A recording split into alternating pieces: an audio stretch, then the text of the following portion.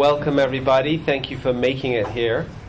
It is a Sunday, so that's nice. The sun came out today. Today we are going to quit making corny jokes just for a moment and talk about fulfilling our relationships. And today we're going to talk about awesome families. Now, I'm not an authority on this subject, but I have been chosen to talk about it nevertheless, so please bear with me. And do as I say, not as I do. Okay, so let's turn to Nehemiah. He's telling everyone, don't be afraid. Remember the Lord, who is great and awesome, and fight for your families. Fight for your sons. Fight for your daughters. Fight for your wives. Fight for your homes. So, what is God saying through this verse? God is saying that our families are worth fighting for. Okay? And we are being reminded that God is awesome! So, in this series we're going to talk about awesome families and how God expects us to build awesome families. So, the first thing to be mindful of is that God is asking us to be playful in our families. I commend the enjoyment of life, Ecclesiastes, okay? And also, God generously gives us everything for our enjoyment. Do you remember that? Amen. Yeah. And people ought to enjoy every day of their lives, no matter how long they live. That's right. Okay? Enjoy life with your wife, whom you love. Absolutely. Of course. And how about this one? Children are a gift from God. Ooh, yes. No return policy. Sometimes you wish there was. Children are a gift from God. Oh my God. I don't know about your family, but sometimes this kind of thing goes on in mine, and you wonder, what kind of gift is this? I remember this one comedian starting his joke by saying, I have two wonderful kids and this other one. So it's good to think about this instead. But in reality, so in Solomon, the wisest man in the world, says, I recommend having fun. That way you will experience some happiness along with all the hard work God gives you. Okay. So, what do we do in your families? Do you have fun in your families? Yeah. A lot of the time it's, parents barking out instructions on what to do, what not to do, and be on time for this, be on time for that. But how much time do we spend having fun in your family? There's actually been some surveys done where they ask kids what do they like to do the most with their families. And it all boils down to one thing: spend time with parents. So in the minds of children, love is spelled T-I-M-E. And yet that's the most scarce resource parents often have to spend on their children. We can buy them trinkets, we can buy them gifts, we can buy vacations, we can do all these kind of things, but often we don't spend time with our children. And, I'm guilty of that as much as any other person. But when I was preparing for this Sunday sermon, I was reminded once again that this is one of the most precious resources, and therefore it's one of those things that we give away the least. So, what else was I going to say? Oh yeah. So what fun things have you done lately? Do you guys know a game called Candyland? Oh, yes. How many of you wish you had never come across a game called Candyland? So, basically, a game like Candyland or a game of Chutes and Ladders, it's teaching us, well, what is it teaching us? Teaching us so many things about life. But the fundamental thing is your PhD is not going to get you very far in a game like Candyland. It's a game of chance. You're on the same level as a 2-year-old. Okay? But these board games are actually great for spending time with your kids. Because computer games are a one-on-one kind of experience where you're just, on your own. But most of the time, if you have a computer game, that's where the kids are just involved in a computer game. They're not really interacting with other human beings. But a board game is where the family has an excuse to gather around and do something creative and fun. And where the parents and the 3-year-old in the family have about as much chance of winning as anyone else. So spending time with your kids. Johan here is doing a lot of research every month on trying to figure out where we can go as families and as a church and just hang out. Because again, time is such a precious resource. It's so scarce. We're all so busy, and we give so little of it away to our own children, the people that we are supposed to be raising and taking care of. And yet that is really the most fundamentally important thing that a parent can do for their child. So, thank you, Johan, by the way. Let's give a big hand to Johan. Reminding us that time is the most precious resource. And so, families are playful. Families should be playful. But families should also encourage growth. Okay? So, when we talk about growth, what do we talk about? Well, we need to help our children to grow. And one of the things coming up is a series on love and logic. And in that series, we're going to have a lady from the Bay Area, I think her name's Myrna. She's going to come and give us a course on that. Anyone who's interested, they can attend. And basically in that, we are learning as parents how to help our children to grow. And our children grow and develop their character when things go wrong. And then as parents, we often freak out like, oh, things shouldn't go wrong with my kid, and we have to fix this, and we have to fix that, and we have to kind of create an environment that's completely sterile and safe so that my child doesn't get injured, hurt, influenced, whatever. And oftentimes, that kind of good intention can have a bad outcome, because the kid never learns to deal with their issues, the issues of life. So anyway, I just wanted to show a short clip about what this program does from the parent's point of view. Okay, so you can just watch.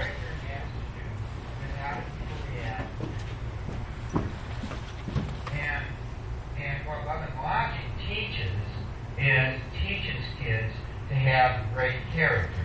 Now the question is, how do we teach character? Well, I just said the character only shows up. When does character show up, Drew? When does it show up? Yeah, when does rubber hit the road? When things are going how? Wrong! When things aren't going well. When there are problems. That's when the rubber hits the road. And so, when we're around our kids, our attitude is, we can only hope you have a bundle of problems. See, we can only hope that things go wrong at times in your small life, so that you can learn to cope. Okay, so that's we hope that things go wrong with our kids' lives so that they can learn to cope. That's fun. It kind of flips everything around on its head. because really the family is the area in life where our children are going to learn how to cope with all these issues that they're going to face in their life. And spouses can also find this useful as a way of helping to communicate their wants and their needs to each other in an effective, non-naggy way. Because we all know how effective nagging is. I mean, historically, nagging never works, and yet every generation, it just seems to manifest in relationships over and over again. It's a very negative way of communicating your wants and needs.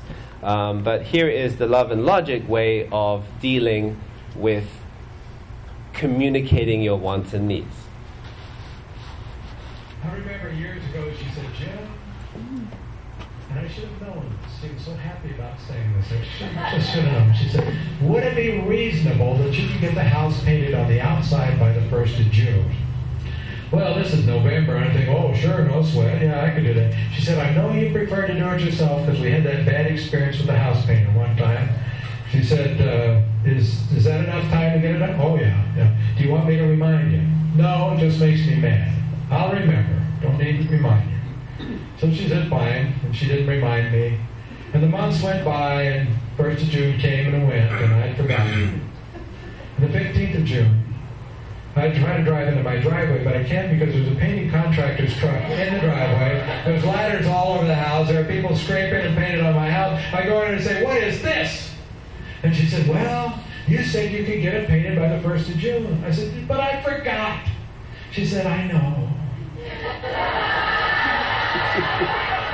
I said, well, how are we supposed to be paying for this? And she said, try not to worry about that. And I said, well, I am worried about that now. She's really got me turned on, right? How are we going to pay? She said, well, we won't have a very good vacation, but you don't have to worry about the house anymore. And now, all these years later, because we've been married for 46 years, that's got to have been 30 years ago, all she has to do is say, would it be reasonable?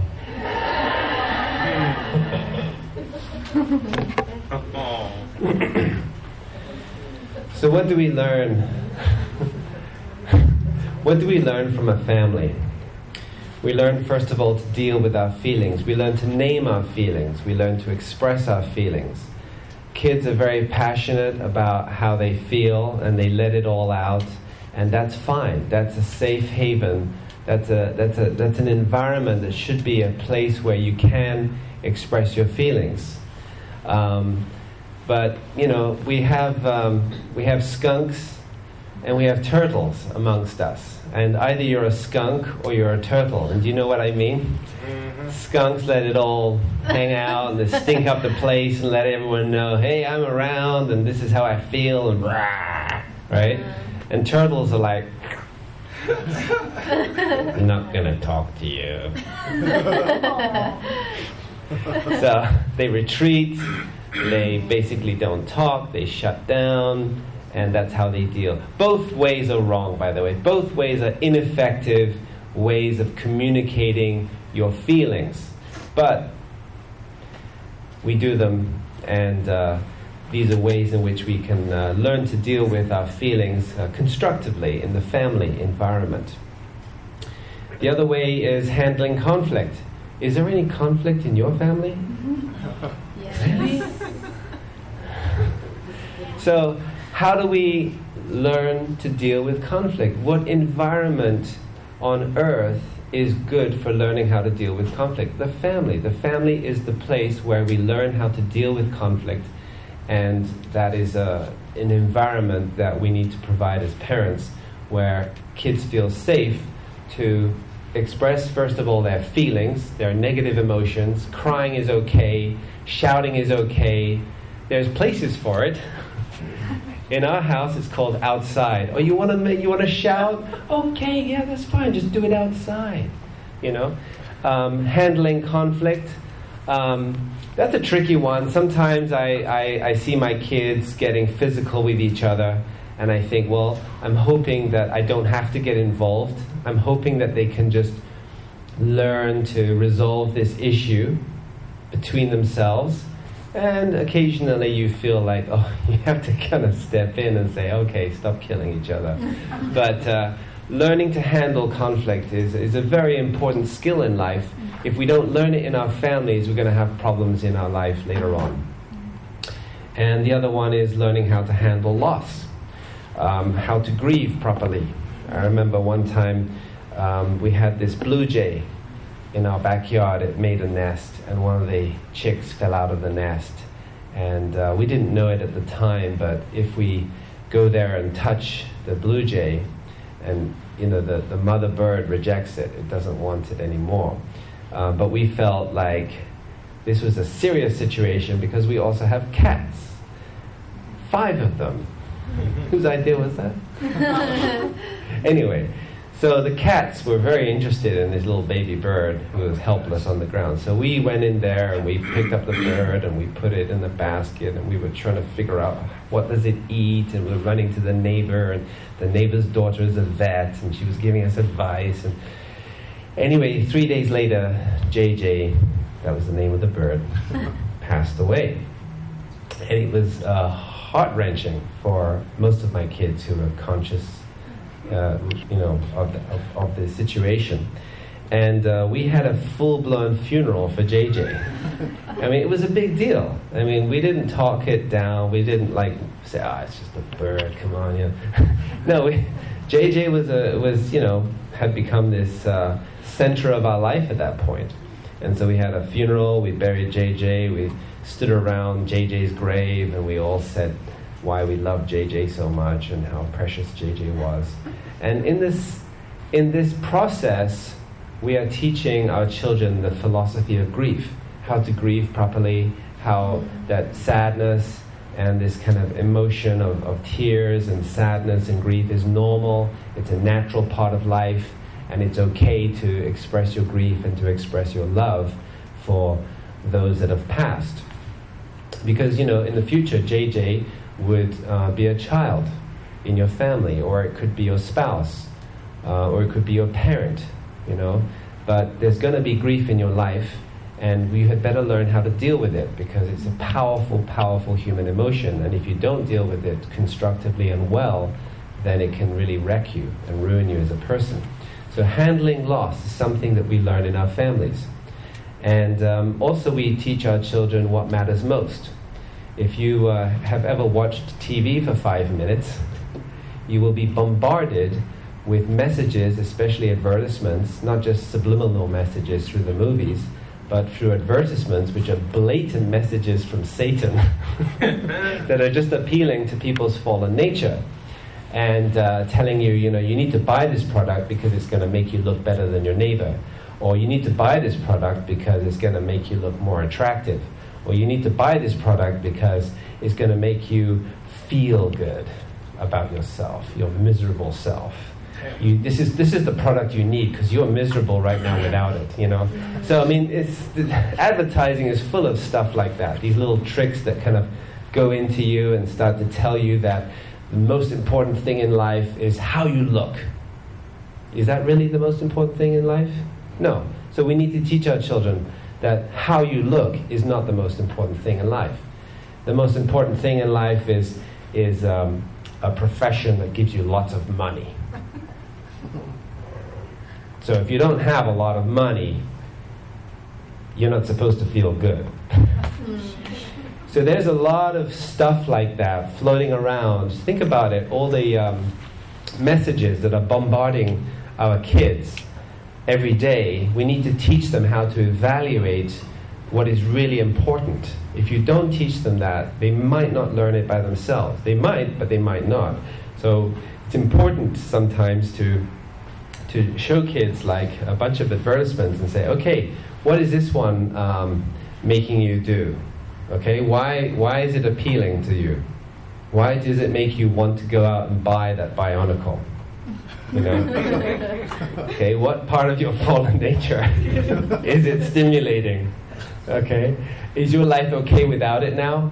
Do you feel like a sense of loss that you don't have that thing in your life right now? How did you feel 5 minutes before you saw this ad? Do you feel different now? Do you feel like you can't get that thing out of your mind, and if you don't have that thing, you have to have that thing? Oh my gosh, without that thing, oh my gosh. You know, this is how advertising works.